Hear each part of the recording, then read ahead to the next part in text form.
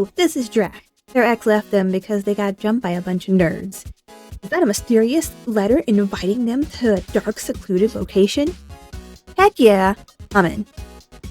The Grim Reaper wants us to go on a reality show for our own good. Sure, why not? I'm sure he has no ulterior motives at all. Time to meet the cast. Oh, there's only 3 at first. They'll probably introduce the rest soon. We got Cyberpunk Medusa, Vest, the apathetic genie, and Brocifer, the incubro. You get upgrades based on your relationships. That's cool. Let's see what they... Brocifer upgrades your XP and money. He's staying forever. First boss. Communicating through passive-aggressive notes is pretty funny. I like this little boss intro thing. Boss faces just seem to be adding more, well, ads and throwing stuff while moving back and forth. Not sure if there's a real strategy for this. Black Rose ceremony time. This was the least interesting, so off she goes. New contestant time. They aren't telling me where to look. That's fine. Exploring is fun. And I've walked into a death trap. Awesome. Second boss. That is Sammy. And best tech is to also spam as they go left and right and throw ads at me. Okay. Fight over. We now have PSL, the punny scarecrow. She is surprisingly well written and hilarious. She is also staying forever. Next, we are now in an underground crypt/club, and oh my god, it is way too dark in here. I can barely see anything. I'll just turn up the brightness. Never mind.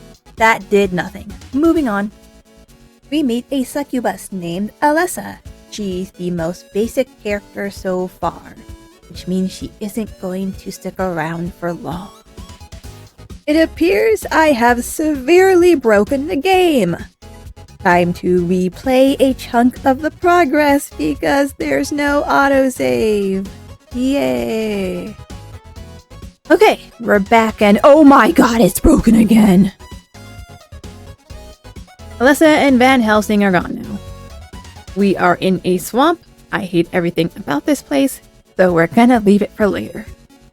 We meet a mummy and a werewolf. Fun battle with a dinosaur named Thesaurus. This is legit the best boss fight in the entire game. Tired of combat, gonna ignore enemies from now on. We are at the Booty Bay, and things are fishy in more way than one.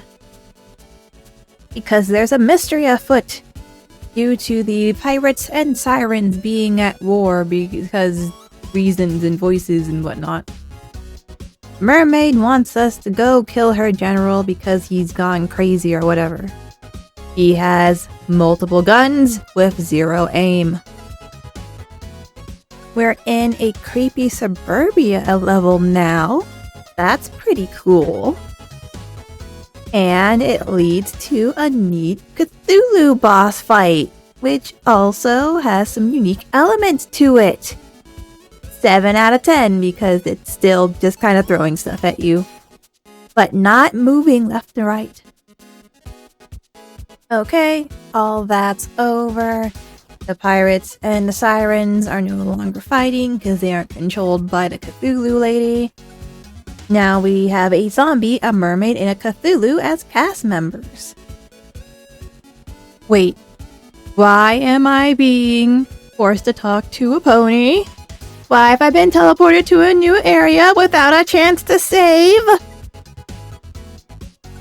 Worst case scenario has now occurred as Drac is stuck between 2 pillars, floating in the air with no chance of escape. Now, I have to play through that entire suburbia section again because there's no autosave! Dolce the Candy Corn is the most obvious MacGuffin I've seen in a video game for many moons. Love the character, but she sticks out like a cosplayer on public transit. Most of these new people are getting cut because I have no idea who they are. We are finally across the sea, and it's just 2 areas, and the new enemy type is garlic. An Oprah reference for one of your last few boss fights. Really? The Oprah show ended in 2011. Why are references in this game so old? This boss fight is so random, yet still uses the same mechanics as 90% of the other boss fights. Oh look, the special quest items are just sitting in this room. Cool, that's fine. Don't add like special quests for them or anything.